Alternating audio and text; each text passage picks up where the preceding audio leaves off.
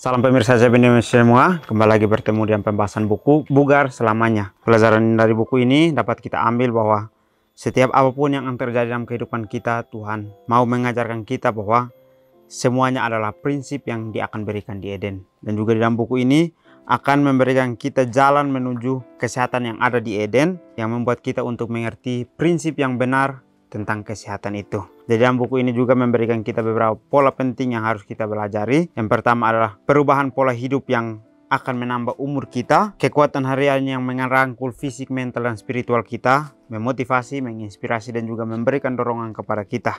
Dan juga memberitahukan kita tentang kisah kemenangan dan wawasan yang menarik tentang manusia dan penciptanya. Jadi buku ini sangat menarik, mengajarkan kepada kita untuk kita bagaimana punya pola hidup yang sehat, memiliki ketergantungan kepada Tuhan. Motivasi, inspirasi yang diberikan dalam buku ini dapat kita tanamkan di dalam hati kita untuk kita bisa mengetahui kisah kemenangan yang sesungguhnya bersama dengan pencipta kita. Bacaan kita kali ini judulnya adalah kata-kata yang melukai. Ayat intinya terambil dalam Yakobus 3 ayat 9 dan 10. Dengan lidah kita memuji Tuhan, Bapa kita, dan dengan lidah kita mengutuk manusia yang diciptakan menurut rupa Tuhan. Dari mulut yang satu keluar berkat dan kutuk. Hal ini saudara-saudaraku tidak boleh demikian terjadi. Satu aturan yang telah saya coba ajarkan kepada anak-anak saya adalah bahwa memang ada beberapa hal yang tidak boleh diucapkan. Tidak peduli seberapa jengkelnya, marahnya, atau kesalnya seseorang, ada garis yang tidak boleh dilewati. Anda mungkin tidak mengatakan hal yang menyakiti orang lain. Kata-kata itu seperti bulu yang ditiup angin. Sekali diucapkan itu mungkin dapat disesali, dimintai maaf, dan diampuni.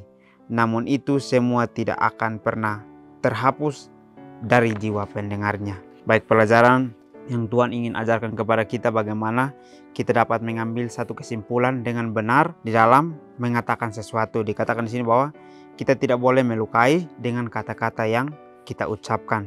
Karena lidah kita diciptakan Tuhan untuk bisa memuji Tuhan, bukan untuk mengutuk sesama kita. Karena Tuhan mau mengajarkan kepada kita bahwa tidak boleh terjadi sesuatu kutukan yang keluar dari mulut dan lidah kita, tetapi haruslah berkat yang keluar untuk memberkati orang lain. Sehingga contoh di sini dikatakan bahwa ada satu aturan yang diajarkan di dalam keluarganya. Bagaimana diajarkan kepada anak-anaknya untuk bisa melakukan hal yang baik dan tidak melakukan hal yang mungkin melukai akan hati orang lain. Tetapi kita sebagai manusia seringkali kita tidak bisa untuk lewati semuanya ini dengan kedagingan kita, tetapi marilah kita minta Tuhan untuk kita bisa lewati sendiri.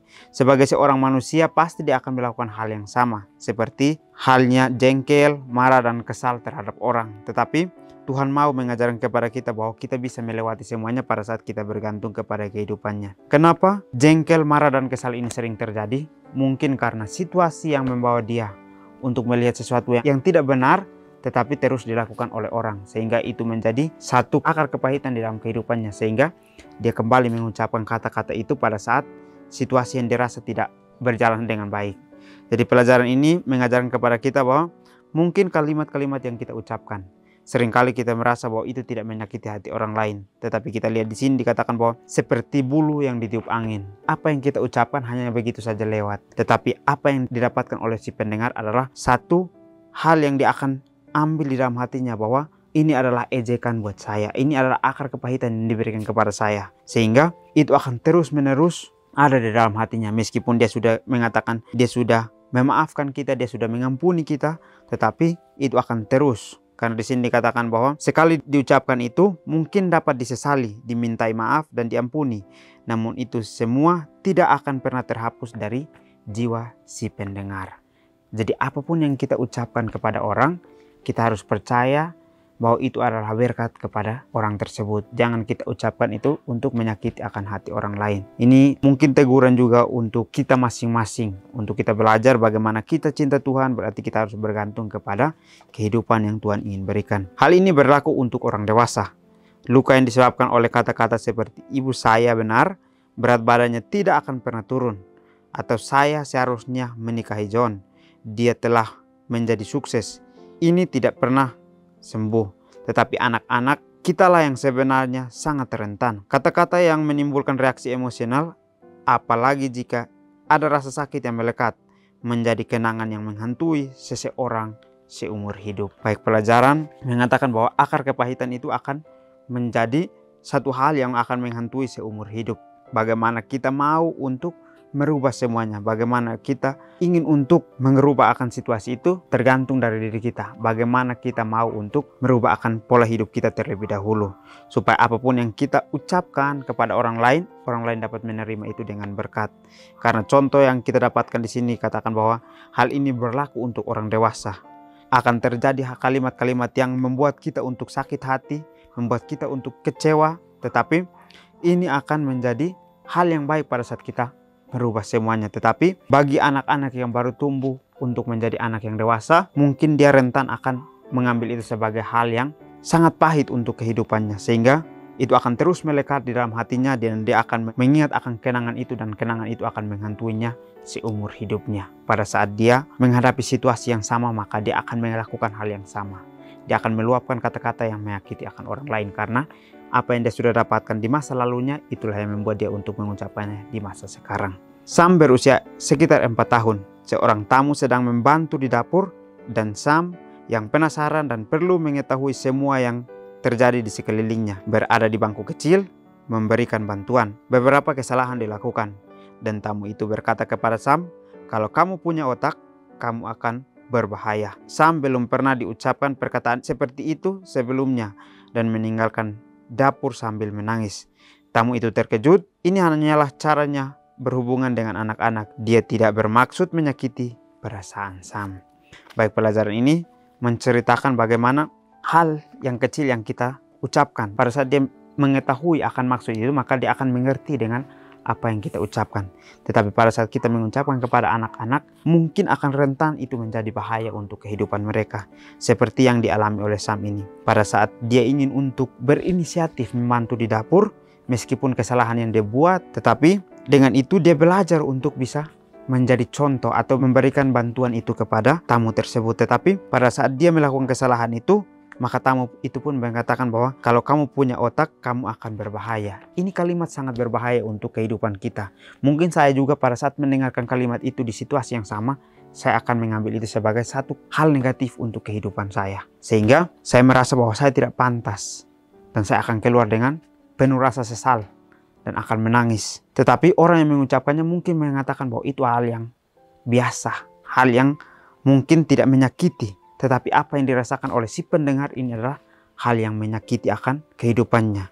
Pelajaran untuk kita adalah pada saat kita ingin untuk mengatakan sesuatu, kita harus pikirkan bahwa ini adalah berkat yang harus kita keluarkan. Sehingga kita minta Tuhan bantu kita untuk menyimpulkan sesuatu kalimat dengan sempurna. Karena pada saat kita mengatakan sesuatu hal sesuai dengan keinginan daging kita, mungkin kita rasa bahwa itu adalah hal yang biasa. Tapi itu adalah hal yang menyiksa atau mengutuk orang lain di dalam kehidupannya sehari-hari. 22 tahun kemudian Sam dan saya sedang bekerja di depan dapur, dan ketika saya tergelincir ke lantai, Sam segera menjawab, seperti orang yang itu katakan, "Jika saya punya otak, saya akan berbahaya." Kejadian yang dahulu itu sama sekali tidak disinggung saat itu, tetapi kenangan menyakitkan dari kata-kata yang tidak dipikirkan itu masih ada. Baik, dia mengambil contoh pada saat dia berumur 4 tahun, pada saat dia melakukan kesalahan, orang mengucapkan bahwa dia akan berbahaya jika dia memiliki otak. Pada saat dia berjalan sama temannya, pada saat temannya tergelincir,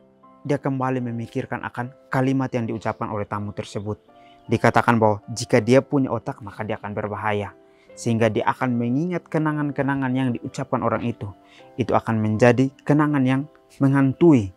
Pada saat dia melihat temannya tergelincir, dia akan berpikir bahwa dialah yang membuat temannya tergelincir. Karena dia mengambil sisi yang ada dalam kehidupannya.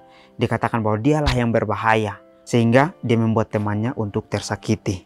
Jadi karena pengalaman dari masa lalunya membuat dia untuk merasa bahwa sesuatu hal yang menjadi kenangan saya, ini adalah kepahitan saya.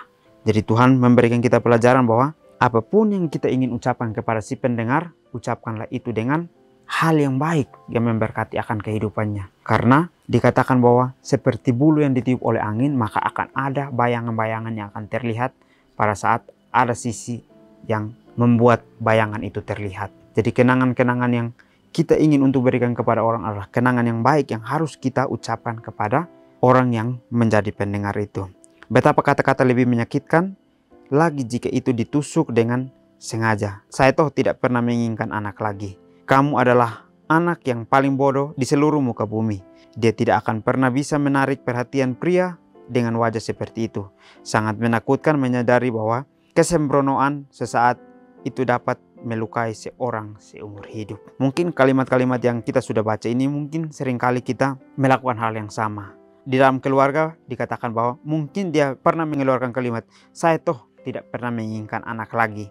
Ataupun pada saat dia melihat anaknya melakukan kesalahan, dia mengatakan bahwa kamu adalah anak yang paling bodoh di seluruh muka bumi. Ini adalah kalimat yang kita ucapkan kepada anak kita pada saat kita merasa ini adalah hal untuk mendidik. Tapi kita lihat di sini, pada saat kita ucapkan kalimat ini, apa yang diambil oleh anak tersebut adalah dia akan memikirkan bahwa dia adalah orang yang tidak pantas di dalam kehidupannya. Sehingga sangat menakutkan untuk menyadari bahwa dalam kesembronoan sesaat itu bisa melukai seseorang seumur hidup. Pada saat kita mengatakan sesuatu, kita harus pikirkan terlebih dahulu kedepannya akan terjadi seperti apa. Apakah ini akan membuat dia untuk berpikir untuk bertumbuh, atau dia hanya memikirkan sesaat lalu dia mengambil itu sebagai hal negatif di dalam kehidupannya. Dunia ini sudah kejam. Keluarga kita harus berada di tempat yang aman dengan kunci pada pintu untuk menjaga anak-anak kita dari bahaya yang dapat membahayakan tubuh mereka, dan kunci lidah kita untuk melindungi mereka dari kata-kata yang bisa melukai jiwa sensitif mereka. Tuhan, bantulah saya untuk menjinakkan lidah saya agar saya tidak mengatakan apapun yang tidak ingin saya dengar. Baik, pelajaran kita di akhir memberikan kita pelajaran bahwa marilah kita berdoa untuk meminta supaya lidah kita dapat menjadi lidah yang mengucapkan berkat kepada orang lain, sehingga pada saat kita meminta itu, maka kata-kata yang tidak pernah kita ucapkan tidak akan terdengar di dalam kehidupan kita. Karena satu hal kekecewaan munculnya dari kalimat yang kita ucapkan.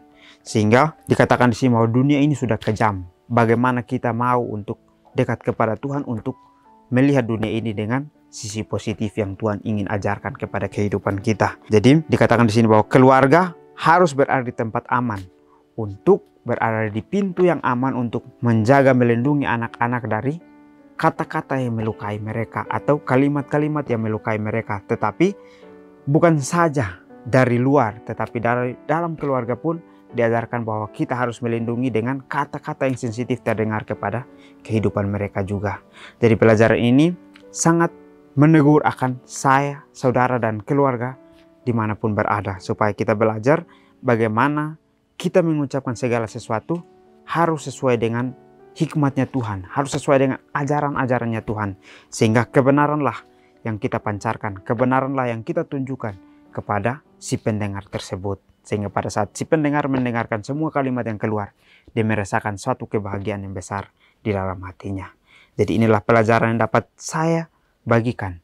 Biarlah melalui buku ini kita dapat merubah akan pola pikir kita untuk kita bisa mengerti apa didikan Tuhan sebenarnya yang harus kita hidupkan di dalam kehidupan kita sehari-hari.